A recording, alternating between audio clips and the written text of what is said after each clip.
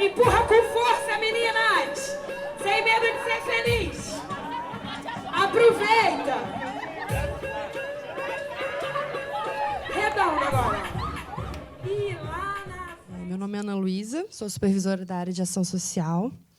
E desde 2014 a gente desenvolve aqui no IMS Rio projetos tanto continuados como programas continuados em parceria com vários territórios do Rio de Janeiro. A gente iniciou um trabalho com a Rocinha em 2014. E, desde então, a gente tem, além do trabalho que a gente faz de memória social, história e fotografia na Rocinha, a gente entendeu que seria muito importante não só trabalhar na vizinhança, mas também conhecer e conectar com outros espaços da cidade. E aí, a partir disso, a gente começou a desenvolver várias parcerias com outras organizações, que eu falo muito, né? A nossa equipe interna do IMS é muito pequena, da área de ação social, mas essa área a gente não faz nada sozinho. Então, todo esse trabalho que existe aqui só existe por causa de vocês, por causa das parcerias que a gente desenvolve.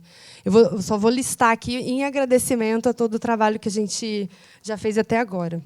A gente já tem, né, trabalho desenvolvido com o Museu Memória e História da Rocinha, o Museu Sankofa, Observatório de Favelas, a Agência de Redes para a Juventude, Oicabum, CECIP, Universidade da Colômbia, Universidade da Unirio, Rosângela Renault, Quita Pedrosa, Museu do Índio, Batalha das Musas. Sabrina está vindo pela segunda vez que ela participou na Batalha das Musas.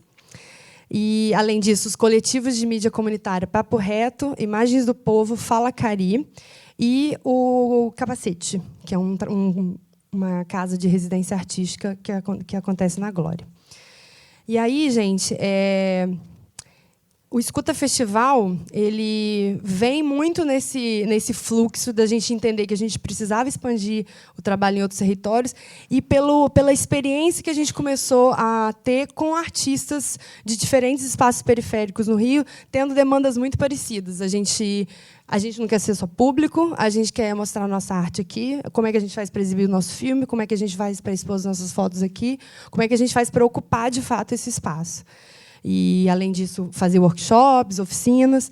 E aí a proposta da gente escrever o Escuta Festival e conceber veio muito nesse sentido, de que, quem sabe, né, o IMS, durante 3 dias, possa se tornar um espaço de conexão, onde artistas de diferentes territórios se encontram, produzem, expõem o seu trabalho, e a gente possa conhecer, se conectar e pensar outras formas disruptivas de desenvolver o trabalho artístico, porque em tempos, né, com essa onda conservadora bizarra que passa pelo mundo, onde os nossos direitos de ir e vir, direitos de liberdade de expressão estão sendo cooptados ou pressionados, esse é um momento que, em vez da gente se paralisar e abaixar nossa cabeça, é o contrário, a gente precisa florescer, e a gente acredita muito que, a partir da arte, da cultura, dessas conexões com pessoas, né, formando um grande ecossistema, é que, de fato, a gente possa conseguir fazer alguma ação de resistência para dar possíveis guinadas. E é isso. Então, eu desejo que esses 3 dias sejam de muita criatividade, de imaginação, de corpo no nosso espaço, ocupando todos os espaços dessa casa. E é isso. Vou passar aqui para a Ruana. Prazer, galera. Meu nome é Ruana Oliveira.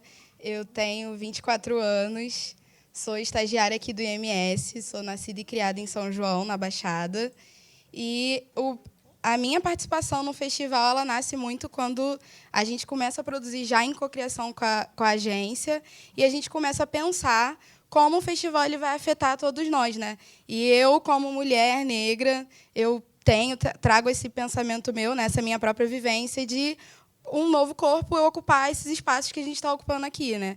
E eu fico mega feliz de ter vocês aqui, estar ocupando esse espaço. E eu, assim, eu reforço, né, as palavras do Patrick Gaspar, que é quando ele diz que a arte, a criação, ela pode ser um ato de resistência. E só o fato da gente estar aqui, né, é isso. Eu fico mega feliz de ter todos vocês aqui. E vamos junto. O escuta é nosso.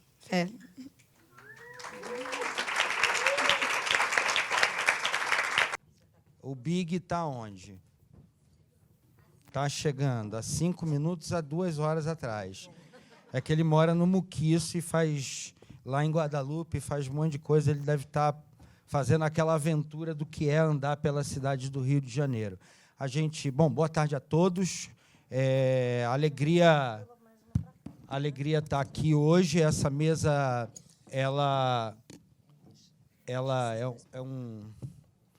foi uma ideia, né, que a gente teve de juntar, a partir da provocação, quem fala e quem escuta no campo da arte. É importante também promover lugares de escuta de quem já está estabelecido em alguns sistemas da arte, seja de legitimação, seja de crítica, de mercado, escutar artistas que vêm de periferia que, às vezes, não têm espaço para ser escutados. E aí, se não tem escuta, não tem diálogo, você não alimenta o artista. A gente acredita que um dos paradigmas que precisam ser superados é esse lugar que artista de periferia só precisa de oficina, só precisa de inclusão, pequenas mostras, ninguém cuida desses artistas, independente da fase que cada um está, dialogando com ele como artista. Então, a gente achou que seria pertinente, no nosso festival Escuta, fazer uma tentativa, né, dessa conversa, de estabelecer. E aí eu quero agradecer muito, né, aos parceiros que já dialogamos e escutamos uns aos outros há muito tempo. Fred Coelho, que está aqui, e pesquisador, crítico, escritor. E Fred escreveu um dos livros mais importantes, eu acho que para entender a minha geração, que é o livro sobre o disco do Rapa. É um livro muito importante para entender o Rio de Janeiro nos anos 90. Batman, artista visual aí que a gente nem dispensa apresentações, né? Vou resumir vocês todos, tá? Tivemos uma grande aventura no Xingu juntos. Professora Ivana Bentes, se tem alguém que foi parceiro da periferia. Algumas pessoas foram parceiras da periferia no Rio de Janeiro desde quando a periferia começou a se transformar em periferia cultural, né, que a periferia cultural reinventou a noção de periferia. Ivana Bentes e Heloísa Buarque de Holanda foram as primeiras a estarem junto de quem começou a produzir na cena cultural de periferia do Rio de Janeiro, lá dentro dos territórios. Tiveram juntos não só propondo oficina, intercâmbio, mas pensando, dizendo, ali tem conceito, ali tem prática. E achei interessante trazer aqui, né, mestra Rosângela Renaud, a senhora, me permita, a senhora do dispositivo, e já fez uma parceria com a gente, que, inclusive, resultou numa exposição aqui, uma artista que, se a gente fala de um artista do campo da arte, né, e que sabe lidar com ele, provocando ele, eu acho que a Rosângela está nesse campo. Então, eles vão escutar parceiros nossos de periferia que são artistas, né? A Thaisa Machado, que está aqui, e Thaisa reinventou um lugar.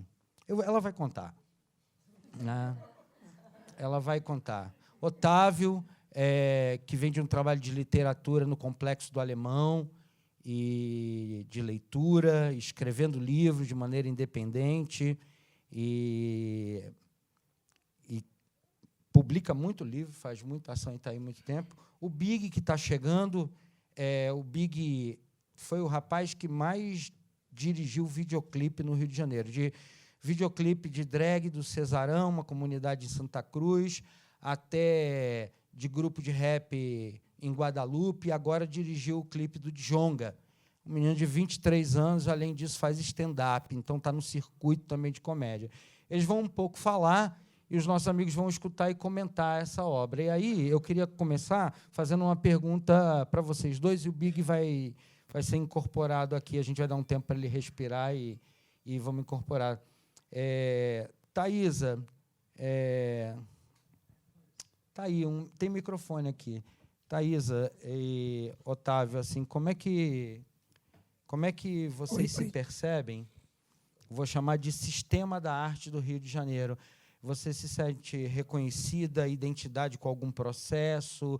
Como é que você, com o seu trabalho, que existe, que é consolidado, que tem toda uma rede que você criou discursiva, seu trabalho envolve discurso, corpo, militância digital, uma força discursiva muito grande. Eu fiquei muito feliz assim quando eu pude te encontrar naquele outro debate e falar, cara, eu me amarro na tua trajetória, no teu trabalho, na tua criação.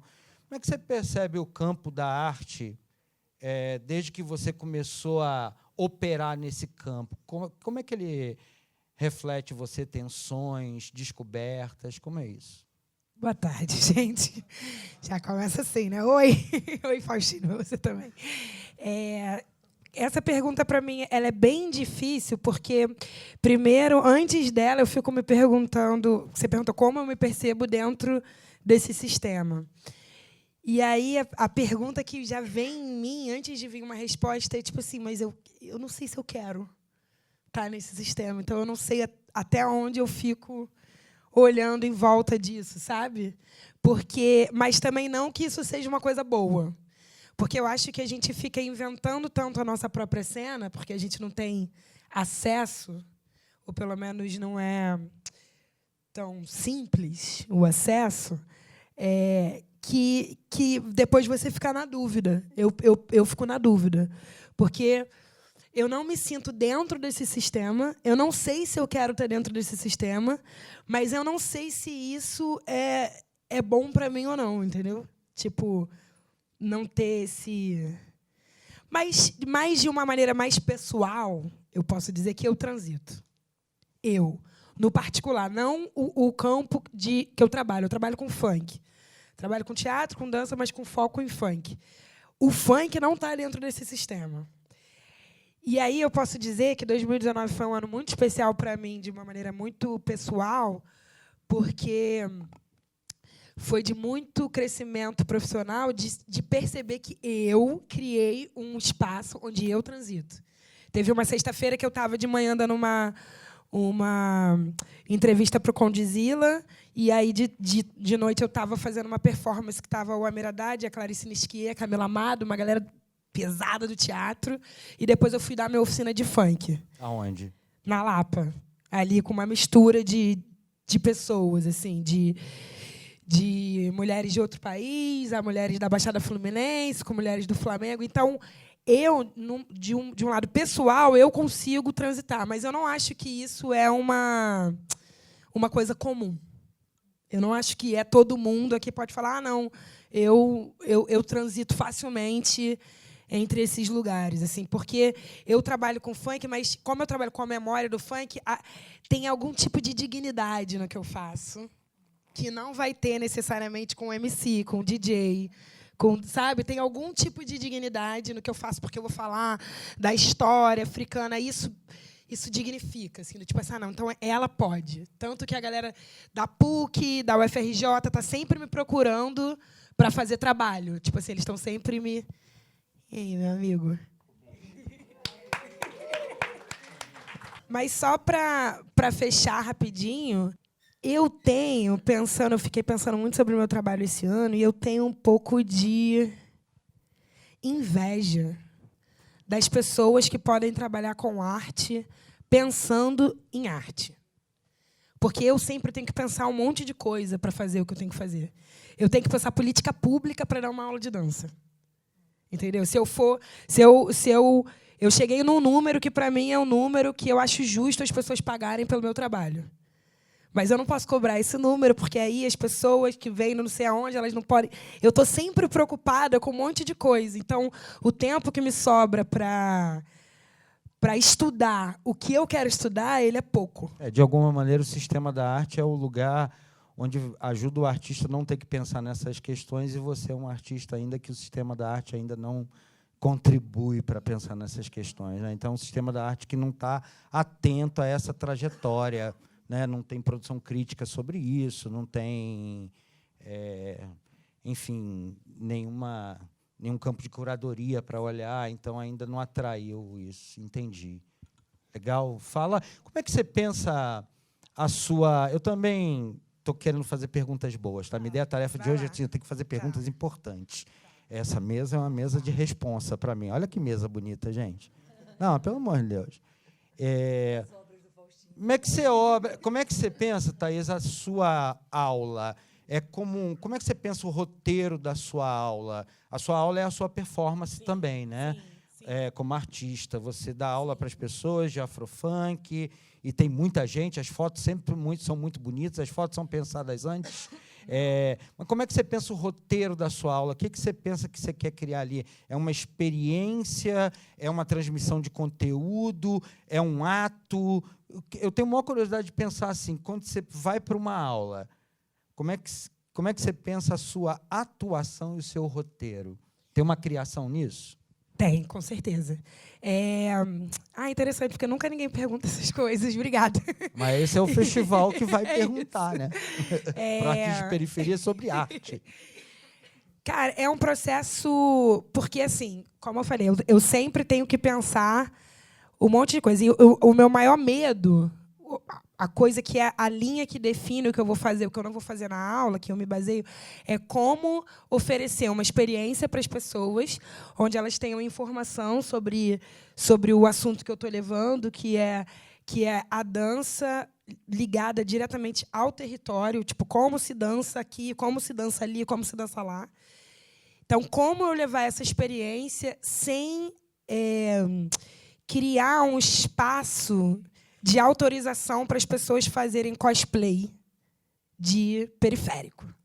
Então, isso é a primeira coisa. Assim. Então, todo o desenvolvimento daquelas 2 horas que eu vou dar de aula, elas são baseadas... Isso é a primeira coisa, assim, que é o meu filtro. Tipo, onde que... Para sair uma experiência prazerosa para todo mundo. Para aquela pessoa ali também não... Para ela também sair transformada e ela não sabe, vestir uma fantasia e depois ir embora. E para eu ganhar respeitabilidade, senão as pessoas não vão me respeitar também. E aí, é engraçado porque uma aula de dança, geralmente, ela tem 1 hora. Inclusive, fisicamente, é o legal para o seu corpo, 1 hora, 1 hora e 20. A minha aula tem 2 horas. É um pouco um abuso, assim. Mas é porque eu preciso dar tempo das pessoas amolecerem. Entendeu? Eu preciso dar o tempo das pessoas amolecerem para receber o que eu vou receber. Eu preciso tirar a pedra em volta da pessoa, entendeu? Eu aprendi uma coisa que... Alguém perguntou para um escultor muito famoso, que eu não vou saber qual foi o nome, e aí falaram para ele assim, nossa, que bonito esse cavalo aqui que você fez do mármore, como que você fez para chegar nesse cavalo? Ele fala, eu vou tirando tudo que não é cavalo. E fica o que é cavalo. Então, tipo, eu tenho que primeiro tirar isso da pessoa. Tirar essa coisa assim de, mas eu posso estar aqui, eu posso dançar funk, é porque eu vim da Gávea. Eu posso fazer isso, porque, tipo assim, primeiro eu tenho que tirar... Entendi. Essa coisa que eu nem sei de onde que vem da pessoa, entendeu? De tipo, você pode tudo. Aí eu tenho que dar esse tempo para as pessoas entenderem que... Então, qual é o roteiro? Primeiro, eu amoleço o coração das pessoas. Entendi. Como eu amoleço o coração das pessoas? A história. Tu vem de teatro, então tem um pouco de Teatro e exaustão informação. de Grotowski, e exaustão para aparecer. O Amir Haddad é a minha principal referência, que é a minha faculdade, que é onde eu estudei.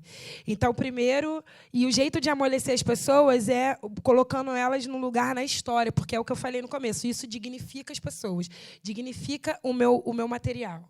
As pessoas falam assim, não, agora eu posso ir nisso aqui, porque ela me deu algum tipo de respaldo, assim, porque... Se não tiver isso, se for só, tipo assim, sentar na pica, senta na pica, as pessoas ficam muito apavoradas. Elas querem, mas elas ficam assim, meu Deus, eu não sei se posso. Aí eu vou falar assim, não, mas há muito tempo na África, não sei o que, não sei o que. Aí as pessoas, ufa. Então, essa é a primeira parte. E aí, essa é a introdução. E aí, depois, a gente dança. E aí, depois, é uma coisa que é muito importante dizer, porque eu acho que é uma característica muito forte do meu trabalho, é que a gente não pensa coreografia. E isso parece ser uma besteira, mas tipo assim, a improvisação é a raiz cultural do Rio de Janeiro, né? Quando você pensa dança e tudo mais. E as pessoas, principalmente as mulheres, meu trabalho é voltado para as mulheres, elas são muito travadas. A gente é muito acostumada a imitar alguém fazendo alguma coisa. Então, esse momento também de tipo jogar as pessoas ali para dançar por elas mesmas, que é uma coisa que Tanto pensando também que essa oficina ela muda. Ela muda de acordo com o que está acontecendo na cidade. Por exemplo, no começo do ano, a gente pensou muito em prazer. A gente falava sobre prazer. E aí vieram muitas mulheres que nunca tinham ido nessa aula. Que eram mulheres, assim, mais do lado da Zona Sul, com mais de 40 anos, com uma profissão assim mais estabilizada. Tipo, dentista, médica, que há 2 anos atrás, 3 anos atrás, eram mais assim, meninas de 25 anos que queriam aprender para ir para o baile. Então, a gente ficou falando de prazer, como a gente vai transar melhor e como a gente vai tirar isso do corpo. Aí veio essa galera. Aí começou a ficar muito chapa quente. Então, a gente teve que mudar de assunto. Não dá mais para falar de prazer. Não, a gente tem que falar agora de criminalização. Porque estão matando todo mundo. Então, a oficina muda de novo. Entendi. Entendeu? Então, tem um roteiro, mas ele vai de acordo com a caminhada da cidade. Você vai jogando, inclusive, com quem te procura. Exatamente. Interessante. Exatamente. Bacana. Quem precisa te escutar no sistema da arte que ainda não está te escutando? Quem precisa me escutar é quem sabe quanto cobra. A gente não sabe quanto a gente cobra, porque a gente se equilibra o tempo todo entre o nosso trabalho e a militância. Então, é como se você fosse 2 pessoas. E primeiro que nada disso... Arte não tem valor, né? Seja o que eu for fazer, ou o que um pintor, qualquer pessoa for fazer. Não tem valor, não é muito mensurável. É tudo meio inventado. Então, quem inventa esse número, eu quero que essa pessoa me escute, que ela veja o meu trabalho e que ela me ensine como cobrar, porque a gente não sabe cobrar. E agora eu estou muito nessa onda de, tipo assim... A militância ou todos esses argumentos de mudança, ele já vem aqui imprimido na minha pele. E ele está impresso na minha pele. O que eu queria dizer é que ele está impresso na minha pele e eu preciso usar isso a meu favor. Porque durante muito tempo, eu acho que a gente fica muito tempo sem usar isso a nosso favor. Né? Porque é difícil usar a nosso favor um alvo. A gente é um alvo. Como a gente transforma isso numa coisa, sabe? Mas então é isso. Então eu não preciso mais me preocupar de uma maneira muito exaustiva em como eu vou resolver, em como eu vou militar, em como... Não. Porque eu estar aqui já é uma perspectiva de solução. Então, agora que eu não estou mais pensando nisso, ou pelo menos não estou dedicando tanto tempo a pensar nisso, eu quero saber como eu sou uma profissional da arte. Tá. Como eu cobro e como eu ganho. E aí... eu estou falando isso porque, por exemplo, eu trabalho com a dança funk. Quem são as dançarinas de funk? São as musas, toda a composição de funk, seja de letra a composição rítmica, é baseado no corpo das meninas, no movimento que o corpo das meninas vai fazer. Tudo é baseado no corpo das meninas. E essas meninas, elas não são reconhecidas de maneira nenhuma como artistas. Inclusive, se hoje vier alguém daqui, vamos falar de funk. Quem são as mulheres do funk? Vão falar nomes de MC, vão falar nomes de DJ. Nunca vão lembrar das produtoras, que são muitas. Uhum. Muitas é sempre uma palavra delicada para se dizer, né? Mas são algumas que fazem toda essa galera ganhar dinheiro e na televisão viajar. São mulheres que fazem esse mercado do funk funcionar. E ninguém lembra dessas dançarinas. E aí, o que acontece? Em pleno 2019, sei lá, 60, 70 anos depois de mulheres artistas, dançarinas, atrizes, lutarem para conseguirem serem chamadas de artistas e não serem confundidas com prostitutas, com garotas de programa, as meninas, as dançarinas de funk, elas estão nesse lugar em 2019. Porque elas dançam, elas fazem 5, 6 shows... para um MC que vai estar ganhando R$15 mil, elas vão ganhar R$200, elas vão ser assediadas, elas não vão saber como se comportar, porque ninguém diz pra gente. Inclusive, quais conseguem chegar nesse lugar de ganhar dinheiro fazendo isso. Então, eu quero ser profissional. Eu quero poder ser profissional. Eu quero, quando eu falar assim para você, poxa, Faustine, eu cobro R$50 na minha aula, e está tendo muitas mulheres brancas na minha aula, não tenho o menor problema, adoro que tenham mulheres brancas na minha aula, quero uma aula colorida, entendeu? Mas não tem mulheres negras, elas não podem tomar esse protagonismo. Aí o que eu faço? Aí ninguém me dá uma dica assim, pô, mas você já viu como é que está a sua comunicação? Como é que você está comunicando para essas mulheres negras? Ah, não, mas onde que você divulga? Não, mas você já pensou em pegar... Ninguém fala isso para mim. Vão falar assim para mim, os negros não podem pagar. Entendi. Então, eu quero que conversem comigo como uma profissional. Tá. Maravilha. Obrigada. Obrigada. Otávio, eu vou te deixar por último, tá? Big, então a ideia é eu vou fazer 2 perguntinhas, tá? E aí depois nossos convidados vão refletir sobre vocês, vão escutar vocês e vão refletir a partir. Vai ser bonito. Big, 23 anos. Você tem 23 anos? 20 anos. 20 anos. Eu nunca sei. Eu nunca sei direito. Faço 21 quarta que vem. Tá. É isso. Big, 20 anos, morador da favela do Muquiço. Ali, aqueles prédios onde foi filmado Um Trem para as Estrelas, ali em Guadalupe, ali atrás é o Muquiço. Eu filmei, fiz um documentário em 2006 sobre as turmas de bate-bolas do Rio, e ali tinha uma das principais turmas. Tu foi bate-bola? Não, minha mãe não deixava, não. Entendi. Essa é a grande questão. Aí você foi para a arte. Big, você dirigiu no último ano quantos videoclipes no Rio de Janeiro? Nutella, tu sabe de cabeça? Não, a gente não sabe de cabeça, não, mas mais de 20. Mais de 20 videoclipes esse ano aqui no Rio. Ainda tem alguns para sair. Ao total, você dirigiu quantos em 2019, assim, tirando o Rio de Janeiro, fora do Rio? Então, exatamente, a gente não tem esse número, mas mais de Você 20. não organizou ainda isso, Não, né? a gente vai fechar isso. Você dirigiu o clipe, né? Daphne Dallas, Drag do Cesarão. Que tipos de clipe mais de artista de periferia você fez videoclipe? Então, eu me identifico muito com o comentário da Thaisa a respeito de como cobrar em determinado lugar, né? É óbvio que eu não vou cobrar a mesma coisa que eu cobro pro Djonga, que eu vou cobrar para um cara lá do meu bairro que chega com, mano, tu faz rap, tu faz clipe, pô, faz um clipe meu. Sim, não... Eu ia deixar essa informação para o final, desculpa. mas o Big acabou de dirigir o novo clipe do Djonga. Então, nós estamos falando de um menino de 20 anos da favela do Muquiço que faz clipe na periferia do Rio de Janeiro, com drag, com gente do funk, e faz de Djonga também, 20 anos. Empreendedor, criador, diretor, uma fotografia incrível. Fala, então, desses videoclipes que você fez. Estou muito interessado nisso, de o pessoal conhecer esse teu lado. Então, foi engraçado a forma que eu comecei, literalmente engraçado, porque eu comecei no audiovisual com um canal no YouTube de comédia, e aí eu fui... Meu primo começou com rap, e ele precisava fazer um clipe, e eu que tinha a mínima noção de vídeo, e daí eu fui me inserindo na área, só que eu nunca gostei de tentar fazer muito parecido com o que a galera fazia. Eu sempre viajei bastante, e viajei na minha cabeça, né, que eu digo. É verdade, essa frase, dependendo da cabeça de quem fala, ela muda todo sentido. Viajei demais na vida. Realmente. Né? Esse ano a gente está viajando também, agora tá melhorando, mas no início era só na cabeça. E aí, assim, eu sempre quis buscar muitas referências bem diferentes, ficava vendo vídeo até japonês, viajava nas fotografias.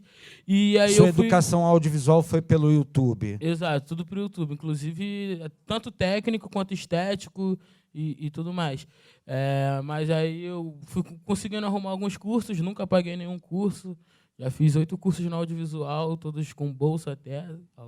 Foi muito bom isso. O Big fez espetáculo, aquele projeto do Gringo, muito bacana, fez agência de redes para a juventude. Fez mais o quê? Fiz o Laboratório Futurista, fiz até com a Thaisa, com a filmagem 360 graus. Foi fazendo esses cursos de projetos sociais e culturais, também além do YouTube, para ir se formando? Isso. Fiz curso no YouTube também, no YouTube Space de produção de conteúdo. Estou cursando licenciatura em artes, na Signorelli, consegui uma bolsa 100% também. Fiz iluminação de cenário no Senai, em 2017. Trabalhei no Ponto Cine. E aí, assim, o agregado dessas multifunções e multilugares que eu sempre frequentei, sempre rodei muito, até em roda cultural, já fui MC de freestyle. Você usa isso tudo na tua experiência como diretor. sempre procurei carregar muito isso, ia no busão tirando foto, assim, mas às vezes não era nem do lugar, tirava foto do busão mesmo, um lugar nada a ver, tirava uma foto e ficava nessas loucuras e fazendo e levando isso para o videoclipe, e aí a galera foi gostando. Posso perguntar uma coisa assim? Como é que foi? Você dirigiu o clipe da Daphne Dallas, do Cesarão, uma drag do Cesarão. Diz um outro clipe totalmente diferente que você dirigiu esse ano no Rio de Janeiro, diferente dessa estética da Daphne Dallas, assim. Dá um exemplo, só para dialogar nesses dois, que eu quero entender como você pensa cada obra distinta da outra. Certo. Ó, o clipe, eu vou falar um pouco do clipe da Daphne.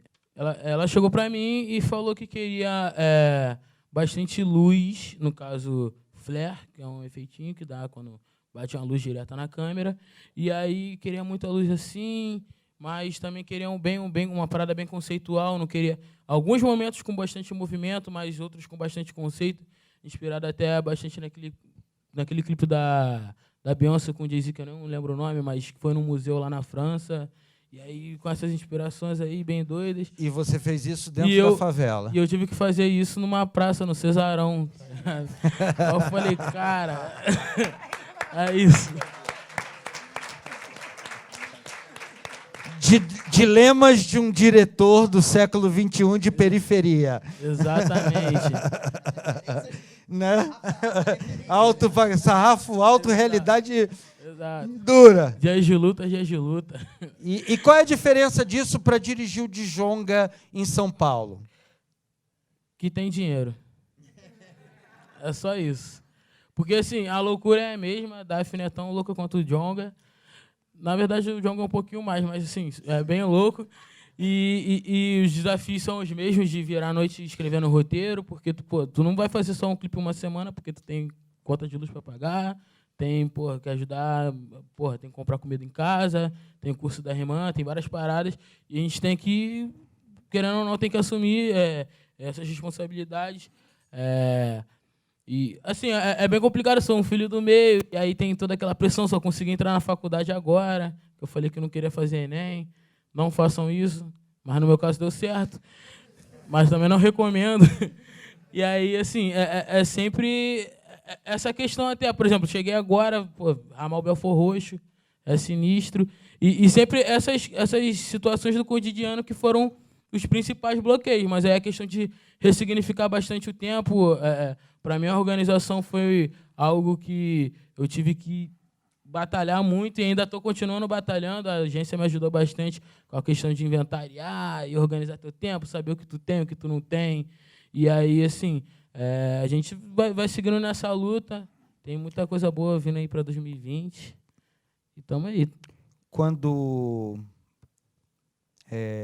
você já se sente reconhecido no campo de quem pensa audiovisual, videoclipe, pop, porque você também faz stand-up, né? E eu vejo que você já está incorporado no circuito de stand-up, pode ser que algumas pessoas aqui não conheçam o circuito, mas eu vejo você fazendo stand-up com várias pessoas que fazem stand-up underground. Está ligado nessa cena, né? Do stand-up também ele tem um circuito. E você está muito incluído nele. Eu vejo os seus shows e tudo, mas no mundo do videoclipe, você ainda, do audiovisual, você ainda... quem está precisando te escutar no mundo do audiovisual? A pergunta é bem difícil. No stand-up, o que aconteceu? A diferença que eu vejo entre a questão do stand-up e a questão do audiovisual. O meu principal cliente na área do audiovisual é a galera do hip-hop e funk, a galera de favela, a galera de periferia. O meu principal cliente na área do stand-up é a galera que frequenta bar. Ou seja, se eu vou numa roda cultural, aí eu chego lá, às vezes eu vou participar da batalha só para chegar no final. Aí, gente, trabalha com videoclipe. Foi assim que eu consegui meus primeiros clientes. Beleza, vamos trocar uma ideia. Pô, mano, eu tô com 50 conto, dá pra gente fazer um clipe? Pô, mano, 50 conto, não vai pagar nem a luz que eu vou ficar editando. Entendi. Entendeu? E aí, se eu for fazer um stand-up, eu vou lá, vou subir no palco, 15 minutos, tirei R$200 e fui para casa. Essa foi a principal questão. E tendo o dinheiro, eu consigo ir em mais shows, eu consigo, pô, por exemplo, Você vou precisa lá para São ter Paulo essa- correr atrás de show, que tem um Tá. mercado muito maior. Precisa ser E aí são essas incorporado questões. nisso. Tá. Última pergunta muito breve. E uma resposta muito breve, se puder. Como é que você se inspira como artista? Quando você vai fazer um clipe, né? Você, não sei se o seu processo como artista é assim, você vê algum filme antes, alguma coisa antes, algum outro clipe antes para te inspirar. Como é que você se alimenta com outras referências para o teu trabalho? Você faz isso ou não? Eu escuto música. Eu fico escutando normalmente jazz e fico assistindo os vídeos. E aí depois eu escuto a música que vai pro clipe. E aí já vou pensando. E Você aí cria um vou- fluxo de pensamento para Exato. criar, para ter ideia do roteiro, para ter ideia. Normalmente eu costumo fazer um brainstormzinho, escrever algumas palavras, e aí eu penso em alguns sentimentos, e aí a gente faz a montagem. Você ensaia com o elenco do videoclipe? Então, depende do videoclipe. Tem alguns que exigem um ensaio, outros vão exigir um cenário. Você faz Depende- mais locação do que estúdio, né? Normalmente faço mais externa. Tá. E aí, assim, o meu trabalho, no geral, é a questão da direção. É a parte mais técnica, mas aí, não, precisa de uma locação, a gente faz o que dá, a gente se vira. Tá. É muito disso do artista comigo, e da pessoa abraçar também, entendeu? Maravilha. Depende também da produção. Já o Djonga tinha a produção dele e tal, facilitou. Maravilha. Obrigado. Muito obrigado. Otávio ficou conhecido pelo campo de legitimação sociocultural no Rio de Janeiro, jornais, né, como livreiro do alemão. Como se fosse um personagem que milita com livros no alemão. Mas ele não é só isso, né? Ele é isso e, além disso, Otávio é escritor. Ele não é só o livreiro, né? E o livreiro é uma parte do seu trabalho como escritor. Quantos livros, Otávio, até agora? Bom, publicado 5 livros, porém tem uma grande assim, diferença assim, de livros escritos e livros publicados. Assim, eu já escrevi mais de 50 textos que futuramente virão a ser publicados, espero, porém publicados 5 livros, né? Recentemente 2, o Grande Circo Favela, que é a minha primeira protagonista negra, e aqui também eu faço uma homenagem ao primeiro palhaço negro do Brasil, que foi o Benjamin de Oliveira, e o Da Minha Janela, que foi um grande presente. Assim, eu fico muito feliz assim, com a proposta desse projeto, né? E também por conta de agora estar em uma das maiores editoras do Brasil, que é a Companhia das Letrinhas, para vocês terem uma noção. O processo de publicação, de ilustração, demorou mais ou menos 1 ano e meio, mas antes o livro ele já saiu com 31 mil exemplares vendidos. 31 mil. Então, assim, foi um grande sucesso dentro da editora antes do livro ser publicado. Assim, e teve uma grande repercussão agora na Bienal do Rio de Janeiro. Acho que quem foi na Bienal e passou pela Companhia das Letrinhas viu ali um grande painel, né, com o da minha janela, foi incrível. Assim. Como é que você pensou esse dispositivo da minha favela, da minha janela? Como é que ele apareceu na escrita, essa ideia de um livro criado a partir dessa relação da janela? Então, eu trabalho com a questão da memória afetiva. Eu continuo morando na favela, moro no Complexo da Penha, né, ali nas imediações da Vila Cruzeiro, e sempre observei muito as questões relacionadas às favelas, né? E eu tive uma infância muito rica, tive uma infância muito criativa, no qual circulava pela minha favela e por outras favelas, né? Brincando, jogando e observando muito. E o Da Minha Janela ele veio a partir de uma visão que eu sempre tive da Igreja da Penha. Eu moro na Penha e sempre tive ali na minha janela a Igreja da Penha. E eu tenho um filho de 11 anos, e quando meu filho tinha mais ou menos 3 anos, ele olhava ali para a Igreja da Penha da nossa janela e ficava: papai, eu quero ir no Castelo Encantado. Ele chamava a Igreja da Penha de Castelo Encantado. Eu fiquei com essa fala dele por muitos anos na cabeça, né, e eu percebi também que muitas favelas do Rio de Janeiro têm as suas visões assim peculiares. Eu tento fazer essa junção no Da Minha Janela, essa construção, essa costura de várias visões, de várias janelas de favelas do Rio de Janeiro. Por exemplo, faço uma brincadeira com as crianças que moram na Mangueira, que vem o Maracanã, as crianças que moram no Morro do Macaco, que vem o Maracanã. Então, faço ali uma brincadeira, que elas sonham em jogar no Maracanã. Eu faço uma brincadeira com o mar, né? Que as grandes favelas da Zona Sul, Rocinha, Vidigal, Chapéu Mangueira, Cantagalo, eles têm uma visão do mar. Então, eu faço uma junção ali também. Faço uma grande costura. A mestra Rosângela Renault tem uma instalação dela que eram várias câmeras fotográficas diferentes, de ponto de vista diferente do Cristo. Um dispositivo. Está dialogando aí também com Sim, aquele da minha janela dispositivo de criação de olhar. Interessante. Fala, você ia falar. Da minha janela também aparece a questão do Cristo, né? E foi todo um projeto assim pensado justamente até mesmo como estética assim relacionada às ilustrações. Eu convidei uma ilustradora argentina, que é a Vanina Starkoff, que a ideia também do Da Minha Janela era justamente mostrar uma nova visão também estética da favela, né? E eu e a Vanina, nós circulamos por várias favelas do Rio de Janeiro. E você dialogou com ela Dialoguei também? com ela. Você é um artista que dialoga não só com a escrita, mas com todas as partes do teu livro, a ilustração, a fonte. Você se preocupa com esse discurso visual que o livro Sim. vai ser no final? Todas as partes do projeto, né? Eu venho da promoção de leitura. Por muitos anos eu trabalhei com promoção de leitura, continuo trabalhando, né?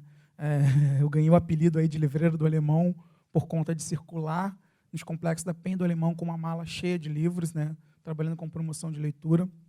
Eu tive também muitas oportunidades, assim como algumas pessoas aqui tiveram oportunidades em projetos sociais e outros projetos, eu tive muitas oportunidades, abracei essas oportunidades.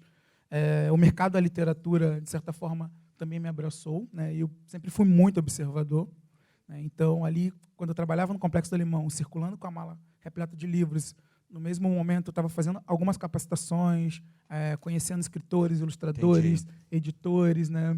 E eu penso no livro como um objeto de arte, como um objeto estético, né? E atualmente eu tenho essa oportunidade e também eu posso conversar com as editoras e falar, não vai dar certo um livro com uma protagonista mulher, né? Uma criança, né? Uma menina, homem, já falando sobre uma mulher, e vocês querem convidar um homem para fazer a ilustração. Entendi. Ou vocês querem convidar uma ilustradora branca para fazer a ilustração. Você tem um contraponto. Para que as Sim. pessoas escutem essa concepção toda Sim, sua. no caso do Grande Circo Favela, tinha que ter um contraponto. Então, eu convidei a Roberta Nunes, que é uma ilustradora negra, assim, incrível, maravilhosa, e ela entendeu também toda a questão do projeto, e a editora também entendeu Você o conseguiu projeto criar esse e lugar de ouviu. escuta. Agora, você, na última vez que a gente se encontrou, você falou que estava... Não só falou, você fez um discurso super apaixonado que está querendo fazer as primeiras adaptações dos seus livros para cinema, né? Seguindo um caminho diferente de outros pares que vêm da periferia e que foram para a literatura, todos os outros pares da sua geração e um pouco depois estão enfiando o pé dentro da literatura, estão querendo cada vez mais só publicar livro. Você, mesmo vendendo 30 mil livros, você está querendo migrar para outra janela, você está querendo fazer cinema. Que desejo é esse agora, veio, de migrar essas histórias suas que são autorais, que têm domínio de produção total, de ir para o cinema? Por que essa janela do cinema está te provocando e você, ao contrário de outros artistas de periferia, não emburaca só na literatura? Então, assim, eu sempre fui muito inquieto. Sempre fui uma criança muito inquieta.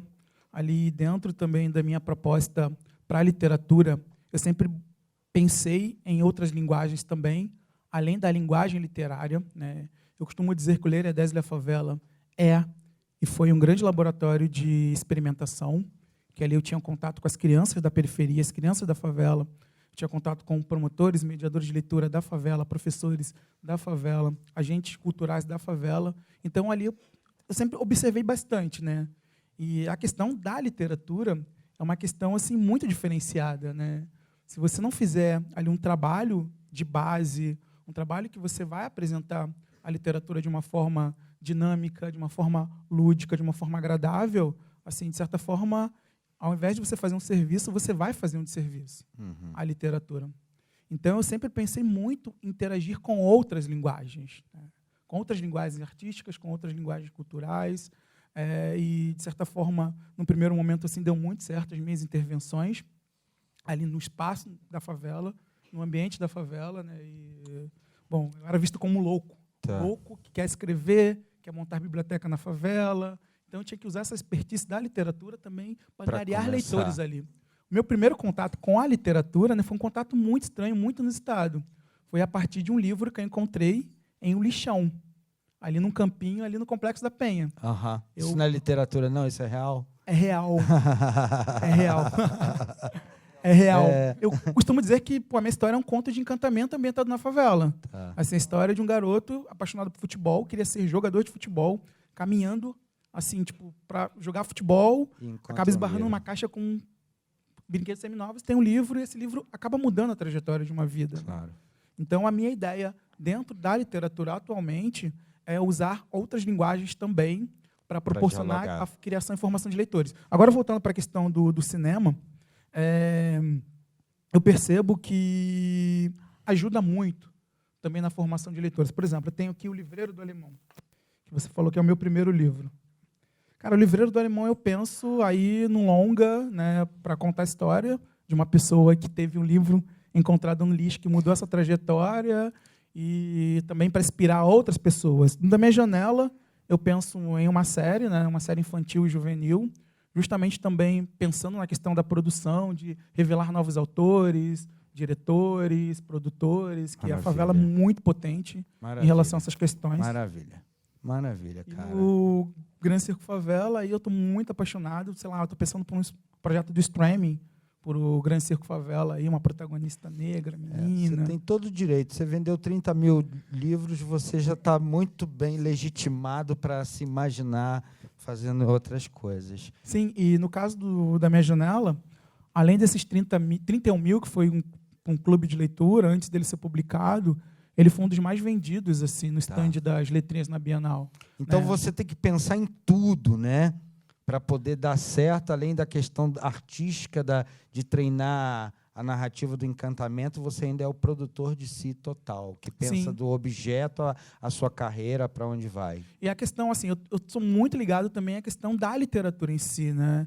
Eu penso em formar novos leitores justamente escrevendo títulos também, no qual essas pessoas elas tenham assim, o conhecimento do cenário, e que esse cenário ele seja transmitido nas capas dos livros, né? Eu fico muito feliz quando eu chego nas favelas, assim, para fazer um workshop, para fazer uma apresentação, as crianças elas olham para os livros, assim, elas se sentem representadas, sabe? Atualmente eu estou escrevendo um novo projeto, na verdade eu já entreguei, que vai ser sobre o passinho.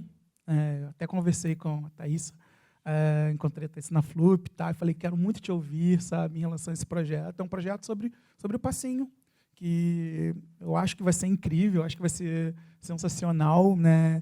E a minha ideia é justamente pegar essas questões populares assim, das favelas e dialogar com a literatura. E parece que as editoras já entenderam que isso também é mercado. Assim, a Companhia das Letrinhas, elas não olhou assim e falou, pô, o Otávio está aí e tudo mais e tal. Eles têm um olhar muito técnico em relação a isso. Eles conseguiram vender 31 mil antes do livro ser publicado. Entendi. Então, eles têm um olhar aí muito relacionado ao comércio, relacionado a Giovanni Martins, é um escritor aí da favela, da periferia, que é um dos escritores mais geniais, assim, sabe? E a sua estética é a do encantamento, e às vezes, né, o que você tem hegemonicamente dessa produção que vem da periferia, de um realismo crítico, e você está propondo um outro exercício de encantamento. Muito bom, Otávio. Sim, eu posso fazer uma intervenção aqui com o público? Posso fazer uma leitura bem rapidinha de um livros? Pode. Por favor? Tem algumas pessoas aqui que já conhecem, né, esse trabalho, o chefão lá do morro, né, a Sinara, que é uma grande contadora de histórias e uma grande professora aqui, incrível, né? Maravilhosa, sabe, né?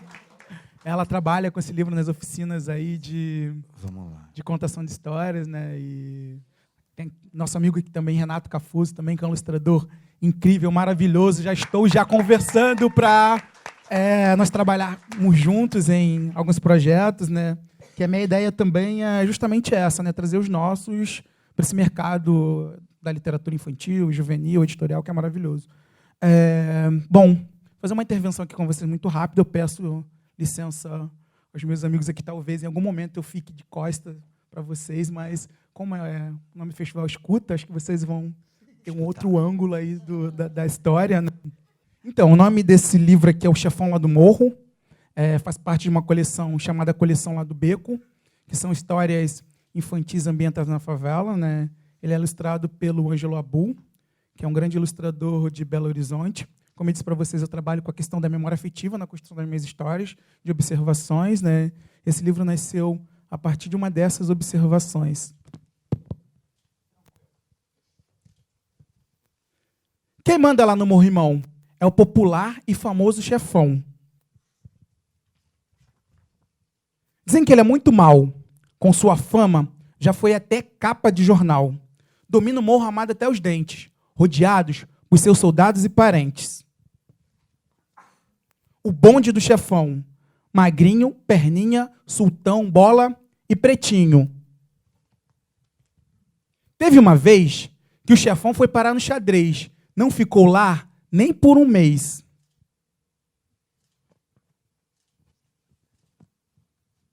Tem criança que acha o chefão o máximo, mas os pais não gostam que brinque com ele nem por um segundo.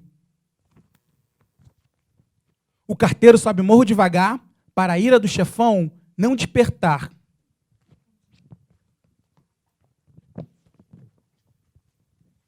Gosta de cavar buracos fundos e furar a bola da pelada dos garotos.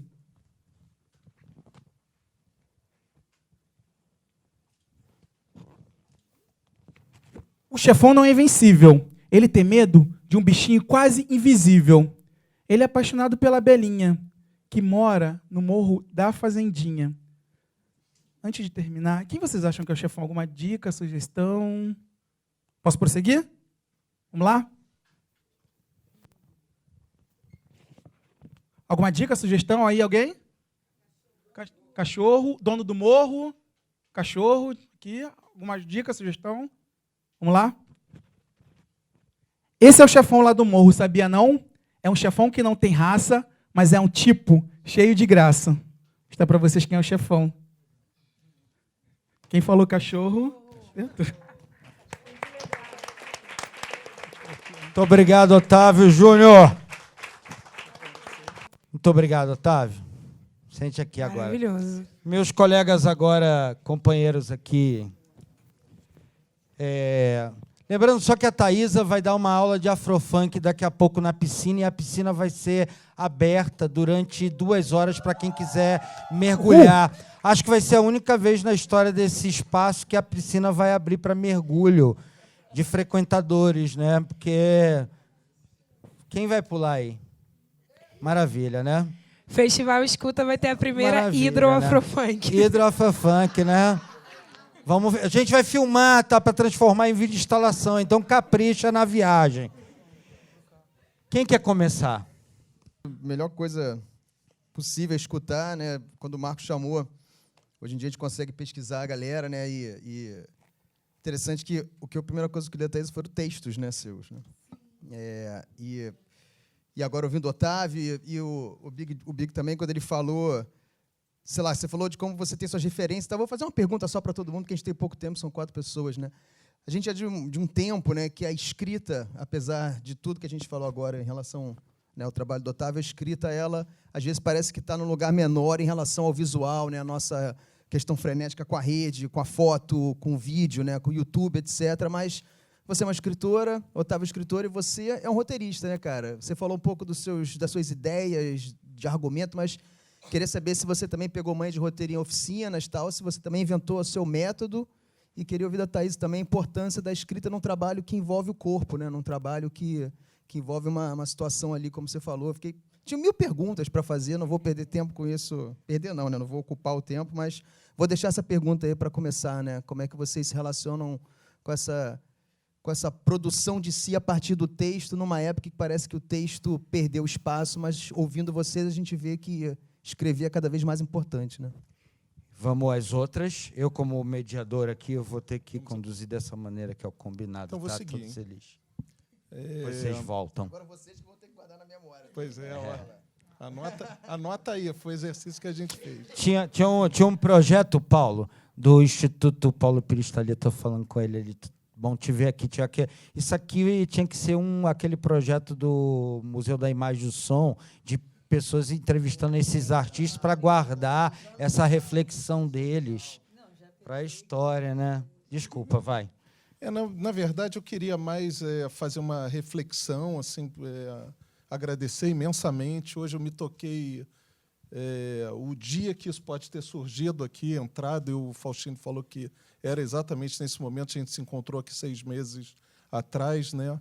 Antes, quando você sentou aqui, a primeira palavra que eu anotei aqui era o Xingu. Eu senti exatamente essa vibração que foi a nossa chegada lá e ter ficado 30 dias no Xingu, seres estranhos, e com a demanda que eles queriam. Vocês, os seres estranhos? Nós, os seres estranhos, né? 30 jovens vindo do Rio de Janeiro, de Londres, e chegando no Xingu, e com a demanda que eles não queriam aprender nada. Eles queriam, na verdade, nos ensinar, queriam trocar, né? E o ensinamento foi mútuo, né? Eu sou essa figura, e assim, eu acho que como parte de um encorajamento também, e aí eu admiro, eu tive vontade de, na hora que você falou, de também te provocar assim, que talvez essa seja a maior beleza de você ser artista, produtora, e acumular essas funções que poucos artistas têm noção do que é ter esse acúmulo de experiências da realização. Eu acho que vocês 3, de uma maneira geral, têm uma essência da curiosidade, da indisciplina, e talvez o mais bacana, acho que no campo da arte, que é a intuição ainda muito fresca, muito vibrante, né? Eu acho que essa inclassificação que vocês, que o Big falou, e que você, Thaís, também falou, quanto paga quanto custa, né? Como é que eu me remunero? É a pergunta, eu acho que de qualquer outsider, qualquer pessoa que está querendo entrar num jogo que é muito restrito, é muito fechado, mas, na verdade, tem uma fórmula, e talvez eu acho que essa seja a grande reflexão e a grande provocação que a gente tem que fazer sempre, é que nenhum projeto, seja no campo da arte ou no campo da educação, principalmente, ele vai reverberar se ele não for a longo prazo, né? Eu acho que o que vocês vêm fazendo, no caso, eu conheci o Otávio porque meus 2 filhos levaram seus livros para a minha casa, né? E o meu filho me pediu para ler o seu livro. E aí o meu filho mais novo pediu para ler o seu livro. Eu já te conhecia, né? E o Big eu já conheço também, porque eu sou da área do audiovisual, e você eu venho escutando falar há muito tempo. Então, é um prazer estar aqui, mas eu acho que essa indisciplina, o que vocês trazem, eu acho que cria um estranhamento que é muito importante no momento atual. A grande questão atualmente, que é uma resposta que eu não sei, e eu te digo que também que quem patrocina e quem sustenta hoje a nova arte, eu acredito que também não saiba responder, que são os novos mecenas e os mecenas antigos também. A gente tem que entender como esses projetos têm que ser a longo prazo. Não adianta, a gente tem que ter um cuidado muito especial. E aí eu queria, na verdade, fazer uma pergunta quase filosófica. O que vocês esperam mais? Um sucesso espetacular nesse momento ou uma história de longo prazo?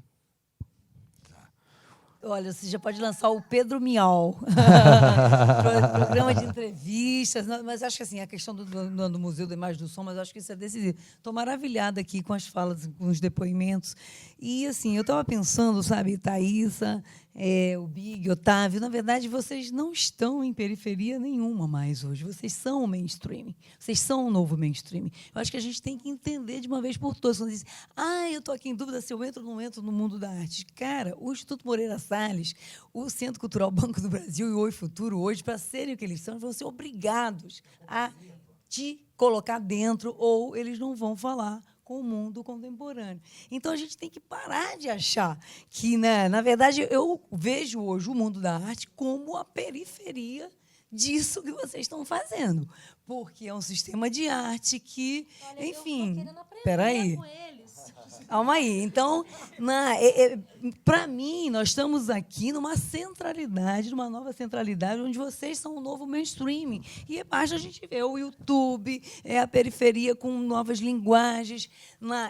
A Thaísa, quando eu adorei, né, botando nota de pé de página para sentar na pica, eu falei, opa, é isso, é o momento que ela entende que, com o repertório que ela busca, ela que vai legitimar o que ela está fazendo. Porque não vai vir um professor de letras ou de literatura para te autolegitimar nem a tua literatura. Então, na verdade, o que vocês fazem, né, e que é o que todo artista faz, gente. O que todo artista faz? São as pessoas que têm coragem de abrir a boca e dizer, eu sou artista.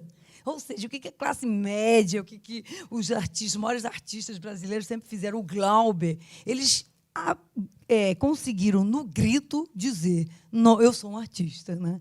E no grito, é no grito de cada um de vocês, mas é no grito do Faustinho, desses projetos, desse ambiente que está sustentando um novo ambiente. Assim, né?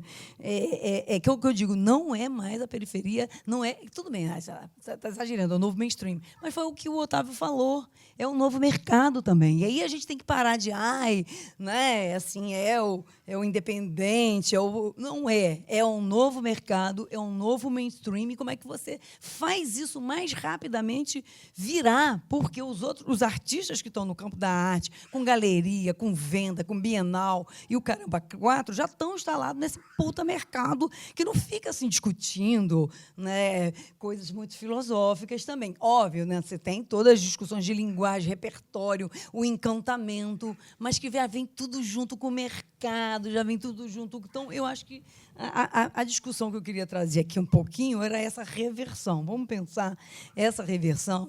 E aí, nesse sentido, eu acho que o Faustino falou uma coisa que eu acho que atravessa os três, né, que eu queria ouvir mais de vocês.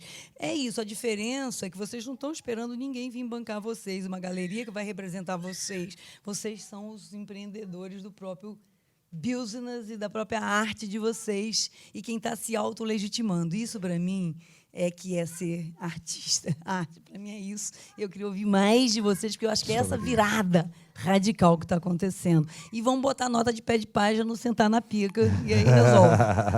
Maravilha. Rosângela. Eu estou nervosíssima aqui, porque eu não sei nem o que responder, foram tantos estímulos. Eu estou impressionadíssima com a fala de vocês e eu estou mais impressionada. Bom, quero agradecer, né, essa oportunidade que, conheci né, o Faustini num momento que foi muito especial ali para fazer o Rio Tópico, onde eu tive uma primeira oportunidade de entrar assim num universo e compartilhar experiências com fotógrafos incríveis e jovens produtores, fotógrafos, alguns com mais experiência, outros com menos, mas foi um momento de compartilhamento maravilhoso. E aqui eu estou vivendo um outro. E está me deixando aflita, porque, no fundo, é o seguinte, o que nós temos em comum eu sou uma artista que estou inserida num determinado contexto que a gente chamaria de um tipo de sistema, mas quando você começou a falar, Thaísa, a primeira frase que você falou, eu falei, oh, meu Deus do céu, ela é do meu time. É o seguinte, você virou e falou assim, eu não sei se eu quero participar desse sistema. E, no fundo, eu sou, muitas vezes, compelida ou obrigada a participar de um sistema do qual eu não gosto e não confio e não acredito, porque as coisas que eu gosto de fazer não estão nas feiras, não está em Miami Basel, não está na galeria. Eu sempre gostei de fazer coisas para os quais eu tive que aprender a ser minha própria produtora também. Aí eu estou falando de experiências com livros, por exemplo, no momento que ninguém fazia livro, eu ficava louca para fazer livro, não existia fotolivro, esse negócio de boom de fotolivro, todo mundo achava que eu era uma maluca, entendeu? Tudo que ela faz, ela tem que fazer um livro. Ué, mas, gente, se eu quero um veículo mais democrático para o meu trabalho, porque eu quero que ele alcance algo que transcenda uma galeria, um museu, uma instituição cultural, por que não? Eu quero que essa porra desse trabalho vire um livro. E aí eu tive que buscar meios, no momento, estou falando de experiências assim, de 20 anos atrás, onde ninguém fazia livro e eu que achava que o livro era o legal. Entendeu? Aí o livro era onde, de repente, eu ia alcançar um outro universo, um outro espectador, um leitor espectador, tá? Ou brincar com essas esferas, né? O que faz de uma pessoa ser espectador só porque ele está numa galeria, num museu? E qual é a diferença de um livro de imagens onde o espectador é leitor, mas é leitor e é espectador, né? Bom, enfim, no fundo, também tendo agora reduzir, tentando dar algum sentido para tudo que eu estou falando. No fundo, eu concordo tremendamente, imensamente com a Ivana. Essa questão do alcance. Ninguém está mais falando de lugar de fala. A gente está falando de alcance de fala. É isso que todo mundo quer, né? Aumentar o alcance. E vamos lembrar aqui um episódio triste que está acontecendo agora, para a gente discutir, para a gente tentar chegar numa questão de alcance de fala. Vamos pensar aqui o que está acontecendo agora com o MAR, o Museu de Arte do Rio, que é um momento, que é um exemplo, que é uma questão exemplar, sabe, de dificuldade. A gente tem um museu que foi criado com um modelo muito especial, muito diferente dos museus tradicionais, que é um museu para a criação de produtores, pessoas que saibam, que vão ajudar a ampliar o alcance de visibilidade da arte dentro das escolas, né? Capacitando professores de arte em vários locais. E a gente está vivendo um movimento que esse museu está para ser fechado. Entendeu? Então, assim, no fundo, é um museu que é impressionante, porque eu nunca vi aquele museu vazio, nunca na minha vida. Eu sempre vi 500 hordas de crianças no mar, e a gente estamos vivendo um momento de uma falência, né, dessas estruturas. Desculpa, eu falei... Não, muitas questões... Só essa questão do mar, porque eu acho que ela é importante, eu fico assim, mas sabe, eu acho que é nessa hora que a gente pede para ampliar a mobilização para o mar, e tem umas amigas minhas, os meus amigos que digam assim, elas que lutem, eu nunca estive nesse lugar. Tipo assim, elas são tipo assim, os artistas que lutem. Nós nunca fomos chamados para estar lá de artistas. Mas quem falou isso? Não, eu tenho uma discussão do pertencimento, entendeu? Na hora da gente disputar. Essa é uma boa mesa para um outro debate. Muito big... Otávio e Thaisa, a partir desse feedback, brevemente, que o nosso tempo está acabando, tem uma sessão de cinema aqui, a gente atrasou um pouco para começar. A partir dessa reflexão deles sobre a fala de vocês, o que vocês podem apontar que serão os próximos passos de vocês nessa seara de ser artista no Rio de Janeiro? O microfone está aí perto de vocês. Vai. Eu anotei. Você estava anotando? Tu acha que eu estava no WhatsApp? Ótimo. Eu estava achando que você estava no WhatsApp. Eu estava boladão. Eu quase peguei o WhatsApp. Você aprendeu, então. Mas aí que eu te pego. Eu estava anotando no WhatsApp. Tá brincando? Ué. Bandido, eu não posso dar mole para esses caras que eu conheço. Tudo bandido. Mas vamos lá. Vamos lá, um pouquinho. Eu meio que resumi as perguntas aqui rapidinho. Então, a respeito a respeito do processo de escrita e roteiro. Esse ano de 2019 foi o ano que eu decidi que eu vou investir em roteiro, vou escrever. E aí foi esse ano também que eu comecei com stand-up, em fevereiro, para exercitar o roteiro. E aí eu escrevi bastante roteiros também, muitos esquetes.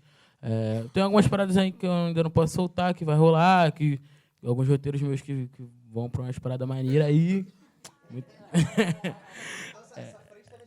Tá aí, tá rolando. Escrevi 2 longas, estão guardados aí, vamos tentar gravar aí ano que vem. Gravei um curta, que um roteiro também foi meu, fiz produção.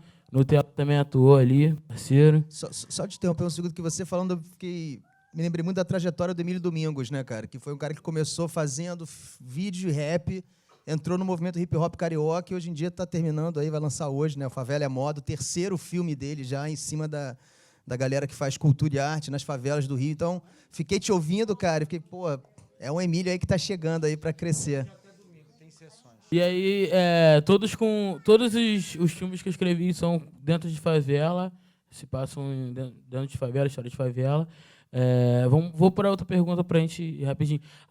Inclusive, esse filme foi o do Passinho, tem até a ver aí com o projeto dele, depois a gente vai trocar essa ideia. Fique esperto. Próxima... Parceiro de vida, grande amigo. Pô, irmão, filho. Grande amigo. Pô, esse cara aqui, mano, faz tudo. Esse cara, pô, me ajuda a amarrar o cadarço, me ajuda tudo. Ele... Não faço nada sem esse cara. Ele tá fazendo stand-up, né? Vice de stand-up é fazer essas piadas. Né? Pior que é verdade. Tá até soltando aqui depois. Vai. Não, vamos pro próximo comentário. A respeito do estranhamento, da intuição fresca, a indisciplinação. Na real, o que eu tenho para mim a respeito disso é a despadronização. Foi algo que reforçou muito comigo também nesse curso que eu fiz esse ano de direção audiovisual no Ponto Cine. E aí foram bastante professores, Luciano Vidigal, Luciana Bezerra, Daniela Vitorino, e assim, maior galera que foi lá dar aula pra gente, a gente aprendeu bastante. E a questão, assim, de entender cada processo, de, pô, calma aí, vamos lá, a gente tem aqui o início, meio e fim, vamos tentar botar o início lá e botar uma parte do fim aqui, outra aqui. Justamente a questão, assim, de tentar pensar outras perspectivas. Você trabalha, então, desmontando a narrativa como artista. Entendi. Montando e remontando sempre o quebra-cabeça, trabalhando bastante o olhar. Tentar enxergar de diversas formas diferentes, como se fosse outra pessoa também. Bem no trabalho de empatia também. O que eu espero mais? Um sucesso estrondoso ou algo a longo prazo? Um sucesso a longo prazo. Acho que é uma boa. É isso. Maravilha. Como fazer... Então, a respeito do mercado, de como fazer esse mercado virar, eu acho que é uma grande questão, porque a galera, principalmente na área do hip-hop, o pessoal tá ligado que a galera fala muito, não vamos fazer o game virar, não, vamos virar o game, e fica muito nessa. Mas a questão, eu acho que o game é muito mais interno do que externo. É uma questão muito mais sua, de tu entender o que tu do teu amadurecimento como artista ou como qualquer outra função, tu entender o que tu quer, entender teus projetos, suas metas. Não, quero ser o cara lá, vou gravar uma música com o Choice, sei lá, mano. Pô, mano, mas aí, qual vai ser o primeiro passo? Tu não vai chegar amanhã e falar, Choice, vamos gravar uma música. Tu tem que ter um caminho, tu tem que construir uma trajetória, mas ter foco nos objetivos, entender os prazos de cada objetivo. Acho que é bem nessa linha. E... Pode falar? Não. Eu já ia para a próxima pergunta. Então vou para a próxima pergunta.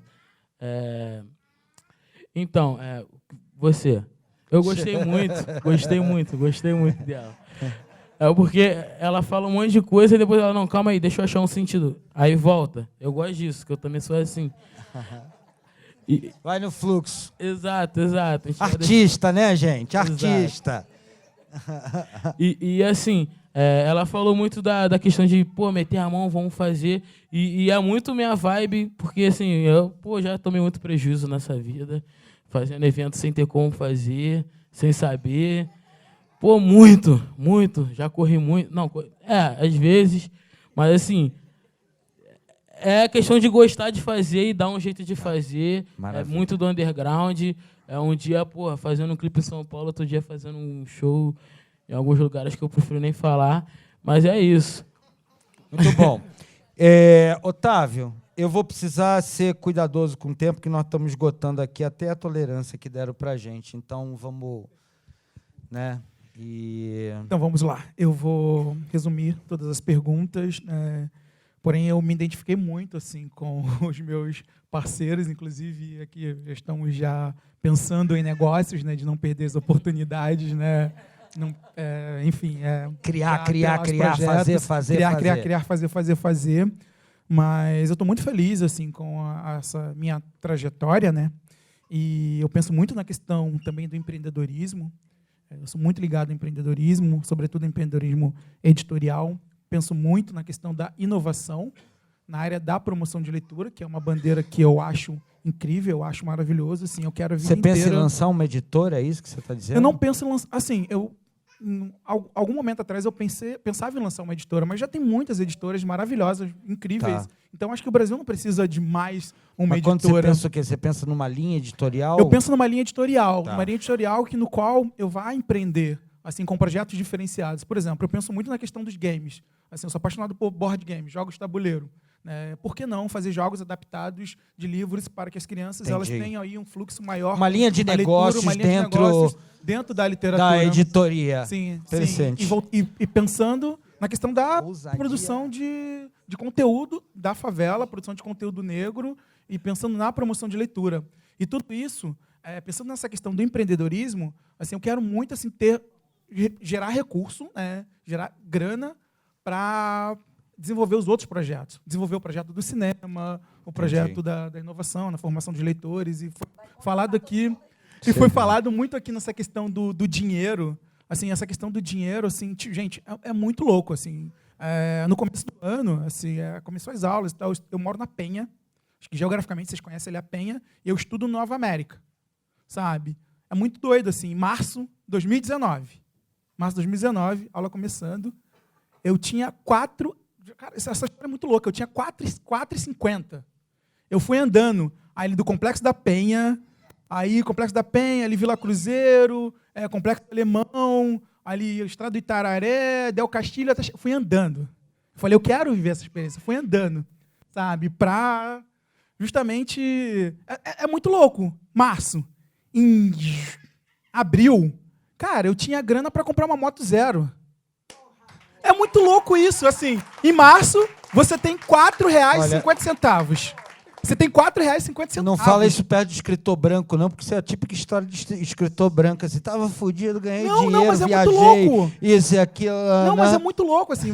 Pensando nessa questão decadência cara, e subir. Não, mas é muito louco, assim. Você, tipo, março, você tem R$ 4,50, aí você decide. Cara, você pega a Kombi ou pega o ônibus para ir para a faculdade, tipo... Você vai, mas você volta. Eu vou, porque é mais tranquilo ir, depois vai estar à noite eu pego o ônibus. Aí, tipo, no mês seguinte, cai ali o bônus da editora, dessa venda aí dos 30 mil exemplares. Você tem dinheiro para comprar moto zero. Vida então, de Uber, amigo. Somos todos Uber. Eu brinco que eu sou Uber da cultura. Quando alguém me contrata, eu virei Uber da cultura. Faço isso. Faço publicidade para você, faço isso para você, faço aquilo outro, faço aquilo outro. Mas então, para finalizar, essa questão da linguagem, da escrita, assim, eu penso muito também em fazer essa conversão assim, da linguagem literária, que eu sou muito apaixonado para a questão dos roteiros, para a questão dos board games, roteiro de história em quadrinhos, enfim. E é isso, cara. Assim, estou bem feliz, assim, atualmente envolvido em 10 projetos, assim, até março tem que pegar 10 infantis. Uau. Assim, é muito louco, assim, escrevendo sobre a infância de Benjamin de Oliveira, legal, a infância de Carolina Maria de Jesus e por aí vai, gente. Maravilha. Thaísa. Oi. Peraí, rapidinho. Ivana, você quer comentar algo antes de ir para a Thaísa? Que eu queria finalizar com a Thaísa, que ela já vai convidar a gente para lá. Rapidinho, porque... Não dá. É 1 minuto que a gente tem? Não, só porque a Thaísa colocou uma questão que eu acho assim que eu fico meio culpada de cobrar pro meu trabalho, é social e etc. Tal. Eu acho que tem uma coisa muito simples, né? Que esse dilema a gente não vê por aí. Cobra de quem pode pagar e libera para quem não pode. Tá. Como é que faz isso? Vocês vão abrir Pra esse mim, debate na piscina depois, questão. tá? Thaísa, vamos encerrar. Thaísa é maravilhosa. Eu queria roubar, na verdade, a curadoria e levar os 3 para Thaísa. falar na UFRJ. Eu vou roubar a curadoria. Muito bom. Thaísa, fala aí pra gente uma reflexão disso tudo. Eu acho que sobre o lance do novo mercado, que você falou, que foi o que mais me chamou a atenção, eu sempre fico com medo de chegar e fazer um protesto. Assim, nossa, porque nós, artistas pretos... Eu não gosto de protesto, eu gosto de proposta. Então, eu prefiro sempre ser a proposta em vez de ser o protesto. Então, eu concordo com... Obrigada. Então, eu concordo. Tipo, nós somos o novo mercado. E eu sei que todas essas marcas, assim, elas, de alguma maneira, precisam desse sangue novo, dessa indisciplina, dessa coisa de quem se joga e faz todas as coisas. E a gente conhece essa linguagem. Isso eu já sei. Mas ainda é injusto o jogo, porque eu não sei direito como chegar lá. E quando eu chego lá, por exemplo, eles falam assim, mas aí quanto é a tua oficina? Aí eu falo, 2.000, que pra mim é tipo, 2.000, maneiro, por uma oficina de dança. Aí a pessoa fala, que legal. Aí vem uma amiga que trabalha com isso e fala assim, porra, eles pagariam 5, cara. Entendi. Você tá entendendo? É disso, que tudo bem, eu entendo que o novo mercado... Não, a gente vai aprendendo, então eu quero aprender. É disso, eu acho que a gente tem que aprender. Você quer dominar o game. Porque a gente já está fazendo isso há um tempo, entendeu? E a tarefa do artista tudo dominar com todo o mundo? game. Ai, que bom, então tá tudo bem, gente. Não, tô brincando. Não, eu tô brincando, mas só para fechar, eu vou fechar, você que tem que fechar. Eu acho que... Eu acho que... Eu não sei, porque é tanta coisa e eu...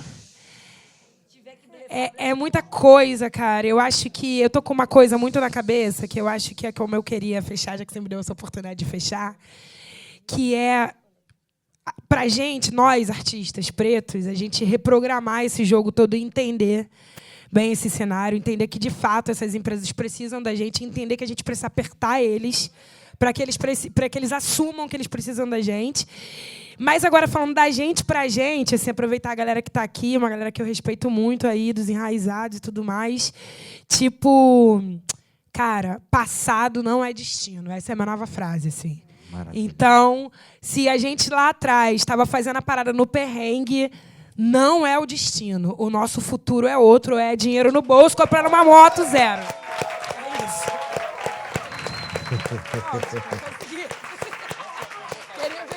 Bom, eu quero agradecer imensamente aos meus colegas que toparam essa mesa. Eu pensei ela junto com a equipe, particularmente com a Luana, trocando muito da nossa curadoria. Como a Carinha, é uma tentativa de criar uma maneira nova de debater com artista de periferia, não só no lugar de inclusão. Existe uma forma nova de produzir conhecimento junto com artistas de periferia, em diálogo com outros artistas de outros momentos históricos. As perguntas sobre os artistas de periferias podem ser mais inteligentes do que só as histórias pessoais. Já temos história, já temos categorias, né? Espero que todo mundo tenha vivido aqui uma oportunidade bacana. A gente vai acertar o tom disso. A ideia é criar disso um modelo em vários lugares. Muito obrigado a todos. Agora a gente tem aqui a resenha que vai começar na beira da piscina, com a aula da Thaísa, vai ter Enraizados, vai ter Vivi, vai ter Binho Cultura, vai ter um bando de gente que eu não falei que está aí. DJ Bion da Baixada, Sabrina Quebradas, Sabrina sinistra. A Mary... E o festival está começando hoje. Amanhã de manhã tem 100 realizadores de audiovisual da Baixada Fluminense, da periferia, aqui para um ato que vai ser de celebração da história do audiovisual da periferia do Rio de Janeiro, que tem uma história paralela não sendo contada, que todo mundo precisa escutar sobre o audiovisual na periferia do Rio de Janeiro. Muito obrigado. Muito obrigada. Muito obrigado, Instituto Moreira Salles, pela parceria. Vamos que vamos.